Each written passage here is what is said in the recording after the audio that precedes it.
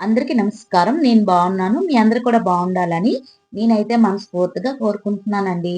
అందరికీ కూడా శ్రావణ మాసపు శుభాకాంక్షలు.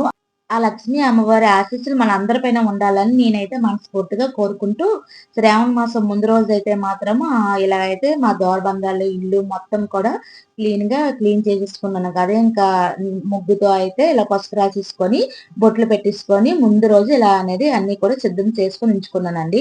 అంటే నార్మల్ శుక్రవారాలే మామూలు రోజుల్లోనే నేను పాటిస్తాను. ఇంకా శ్రావణ మాసం వచ్చిందంటే ఇంక నేను ఆగుతానా చెప్పండి. అలాగే దానికి రెట్టింపులుగా చేసుకుంటాం కదా! అందుకని ఈరోజైతే మామిడి కొమ్మలు కూడా పట్టుకొనొచ్చారు. ఇంకా పెట్టేసాను. దారబందాలకైతే మా వారు పెట్టారు. ఇల్లంతా కూడా నీట్‌గా శుద్ధి చేసుకున్నాను కదా! ఇంకా పొయ్యి అవన్నీ కూడా ఇంక తెల్లవారు లేస్తే ప్రసాదం గట్రా వండాలి కాబట్టి ఇలా అనేది క్లీన్ చేసేసుకున్నాను. ప్రతిరోజు నేను పొయ్యి అనేది నీట్‌గానే క్లీన్ చేస్తే పడుకుంటానండి. ఉదయానికి తెల్లవారితే ఇంక వంటలన్నీ ఉంటాయని ఇలా శుక్రవారంకి కావాల్సిన దేవుడి సామాన్లన్నీ కూడా ప్రసాదం చేయడానికి అవన్నీ కూడా తోమేసి ఇలా అయితే క్లీన్ చేసేసుకున్నానండి. ఈ వీడియో అనేది లక్షవారం సాయంత్రము క్లీనింగ్ అవన్నీ మళ్ళీ ఉదయం ఇది ఇప్పుడు చూపిస్తుంది శుక్రవారం ఉదయం అనేది ఇలా అనేది వీడియో తీశాను. ఇక్కడ అనేది తెల్లవారి 4 గంటలకైతే లెగిసానండి. లెగిసి బయటైతే వర్షం పడుతుందా లేదా అని ఒకసారి చూస్తూ బయటైతే వర్షమేమి లేదు. ఎలాగేసుకున్న ముగ్గులు అలాగనే ఉన్నాయండి. కాపోతే కిందననేది నేను కడగాలి బయట కిందన. అక్కడ కడగలేదు. వర్షం పడింది నైటు. కడిగేసి పైకైతే వచ్చాను. కిందకెళ్ళాక వీడియో తీయడం అవ్వదు. పైకైతే వచ్చాను కదా! ఇప్పుడనేది 4:15 అయితే అయ్యింది. ఇంటి లోపల కూడా ఒకసారయితే క్లీనింగ్ చేసేసుకుంటున్నాను. ఇల్లు గుమ్మాలన్నీ కూడా ఒకసారి తుడిచేసుకుంటున్నాను. నీట్‌గా తుడుచుకున్నాక అప్పుడు స్నానం గట్రా చేసేసుకొని దీపం అయితే పెట్టేసుకోవాలి. ఇంకా బ్రహ్మముహూర్తంలో లెగడమే ఇది మరింకా లేనిపోని వేస్ట్ టైం చేశామనుకోండి, ఇంక టైం అనేది వేస్ట్ అయిపోద్ది కాబట్టి, ఇక్కడ గుమ్మాల దగ్గరైతే ఫస్ట్ అయితే దీపారాధన అనేది చేసుకుంటున్నాను.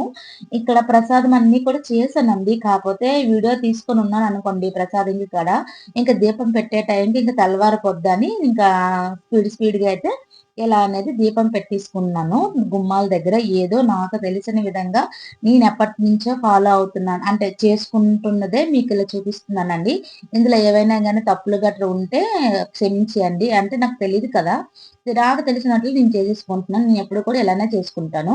అయితే నా దగ్గర అమ్మవారికి సంబంధించిన కొన్నయితే వస్తువులున్నాయి కదా! వాటిలతో కూడా అమ్మవారికి పూజ అనేది చేస్తాను. ఫస్ట్ అయితే గుమ్మాల దగ్గర దీపం పెట్టేసి, కొంచెం ధూపం వేసేసి, ఒక తాంబూలం కూడా పెట్టి, ఇటు అటు పువ్వులు పెట్టేసి, తర్వాత తులసమ్మ దగ్గర కూడా దీపారాధన అన్నీ బయట అన్నీ అయిపోయినాక అదే దే ద్వారం దగ్గర, అలాగే తులసమ్మ దగ్గర ఆ పూజ అయిపోయినాక లోపలికొచ్చి దీపారాధన అన్నీ కూడా చేసుకుంటాను.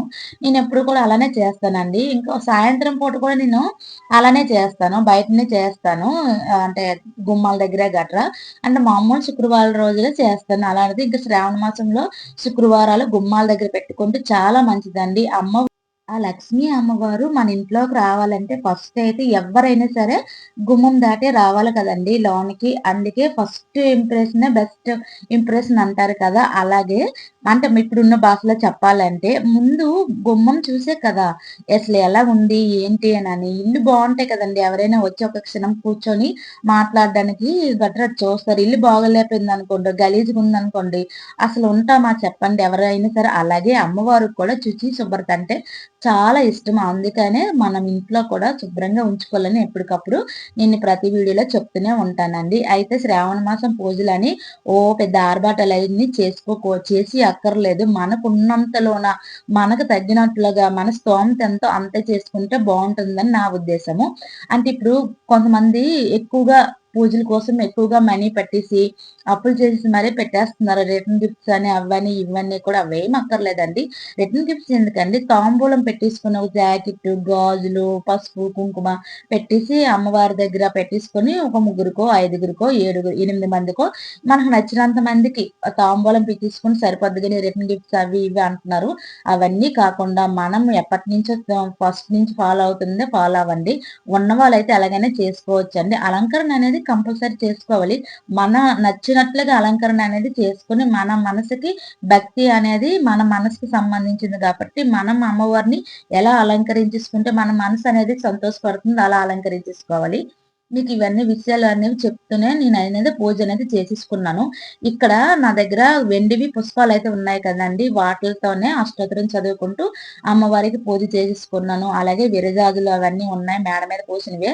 వాటిల్లో కూడా అమ్మవారికి అష్టోత్తరం చదువుకుంటూ దానిమ్మ గింజలు, పరమన్నము అలాగే తాంబూలం పెట్టి పూజ అనేది ఇలా చేసేసుకున్నానండి. ఈ శుక్రవారం చాలా ప్రశాంతంగా, చాలా బాగా చేసేసుకున్నాను. అమ్మవారికి అన్ని శ్లోకాలన్నీ చదువుకుంటూ, కనకదార స్తోత్రం అన్నీ కూడా చదువుకుంటూ అమ్మవారికి ఇలా అనేది పూజ చేసేసుకున్నాను. ఇలా చేసుకొని అవన్నీ పూజ అంతా అయినప్పటికీ నాకు దగ్గర 6:30 అయిపోయింది. ఇంకా మా బాబుకి లంచ్ బాక్స్ అయితే కట్టాలి కాబట్టి ఇంకా వంటగదికి అయితే ఇంకా వెళ్తున్నాను. ఇక్కడైతే అన్నపూర్ణ అమ్మవారైతే వంటగదిలో ఉంటారు కదా! అక్కడైతే దీపారాధన పెట్టేసుకున్నాను. అక్కడ కూడా కొంచెం ప్రసాదం గట్ట పెట్టుకొని అమ్మవారి దగ్గర దీపం పెట్టేసుకున్నాను. ఇక్కడైతే వంట అయితే స్టార్ట్ చేశాను కదా! ఒకవైపు అయితే రైస్ పెట్టాను. ఇంకో వైపు అయితే పప్పు అయితే పెడుతున్నాను. ఇక్కడ మా బాబు లెగిసాడు. ఆడు 5:30కే లేచి చదువుకుంటాడండి. చదువుకున్నాడు కదా! ఇంకా 6:30 అయింది. నేను 4 గంటలు లేసాను కదా! అప్పటికే పువ్వులు ఏం లేవు ఏరిస్తారు. ఇంకా మా చెట్లకైతే మందారం మొగ్గలైతే ఉన్నాయి కదా! అవి కూడా ఏరేస్తారని మా బాబు అయితే తీసుకొని వచ్చేసాడండి ఆ మొగ్గలు. నేను అదే చెప్తున్నాను. అలా తేకూడదు నాన్న తీయకూడదు. నీకు తెలుసా పిల్లలనేది ఇంకా అలాంటి మొగ్గలు గట్రా తీయకూడదు. పువ్వులైతే పర్వాలేదు గానీ మొగ్గలు అలాంటివి గట్రా ఉంటే అలా తీయకూడదు. అదే విషయం చెప్తున్నాను. తెలియక తీసేసాడు. అయితే అవి ఉన్నే పువ్వులున్నే మొగ్గలున్నే ఉంచరులేండి. ఏరేస్తారు. తర్వాత అయినా నేను తీసుకున్నాను. కాకపోతే మా బాబు ఇంకా నేను పూజలు చేస్తున్నాను కదా!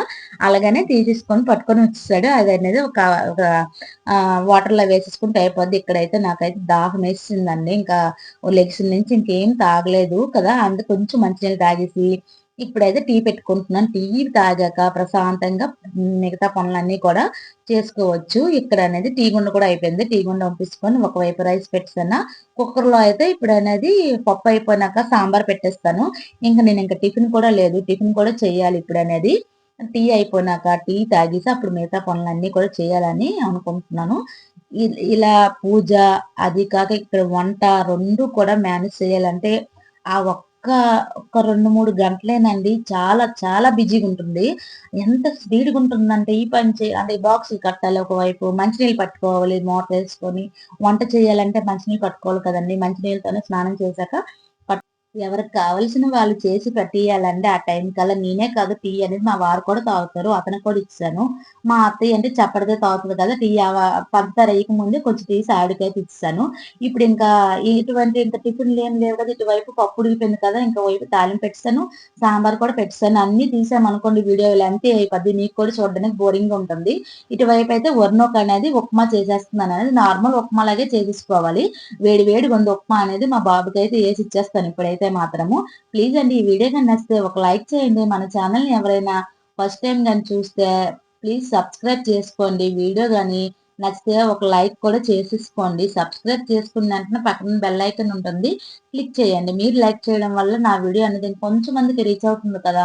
మన ఛానల్ కొంతమంది చూస్తున్నారు గానీ సబ్స్క్రైబ్ కూడా చేసుకోవట్లేదు. ప్లీజ్ అండి సబ్స్క్రైబ్ అయితే చేసేసుకోండి. ఇక్కడైతే వేడి వేడి ఉప్మా ఇచ్చేసాను కదా! బాబు తినేసాడు. ఇంకొంచెం పాయసం అయితే చేశాను కదా!